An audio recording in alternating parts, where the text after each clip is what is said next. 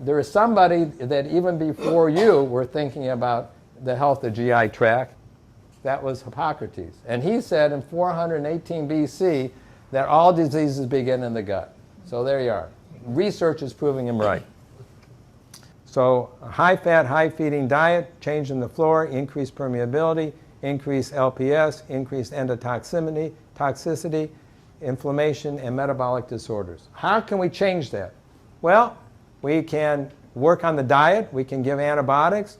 We can give probiotics. And there are now studies that have even looked at fecal transplants. It's all started, the first time, it was back in 1958. We came out with an antibiotic back then. I think it was when Lilly came out with Keflex. In any event, it was a strong antibiotic. It destroyed a lot of good bacteria. People got pseudomembranous colitis. They didn't know what it was. So someone tried a fecal enema and made a case report in the literature. And it kind of just sat there. It's kind of nasty, icky. Nobody wanted to mess with that.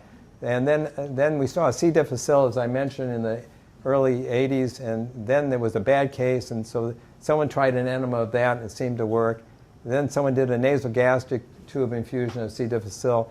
But since 2000, there has been more and more cases of C. difficile colitis, and it's failing on our current regimen. And so in 2011, there was a report reviewing 325 cases. And what the majority of the cases, the healthy bacteria, what happens is that somebody has recurrent fecal C. difficile colitis. So they'll get a donor, and ideally it's best to take it from the spouse. So then they take the spouse's stool and they check it for all potential pathogens. If it doesn't have any, then they homogenize the stool, suspend it, filter it, and then they take the stool and put it in a syringe, and they take the colonoscope, go all the way to the cecum, and then they start squirting the stool, very high tech, into the colon as the scope is withdrawn. Now these are people who have been having recurrent bouts of colitis, really, really sick, and within 36 hours they're cured. I mean, there aren't many things cured, but they're cured. 91% success rate in curing it. So it's been looked at these different disorders, and they've done some preliminary studies in obesity.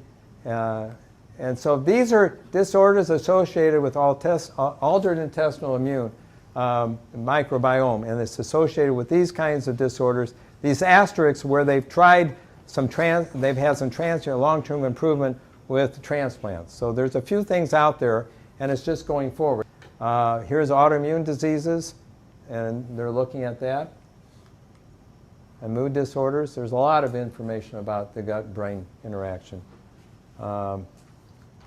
Okay, so this is my last slide. I started out with Hippocrates. This is Dr.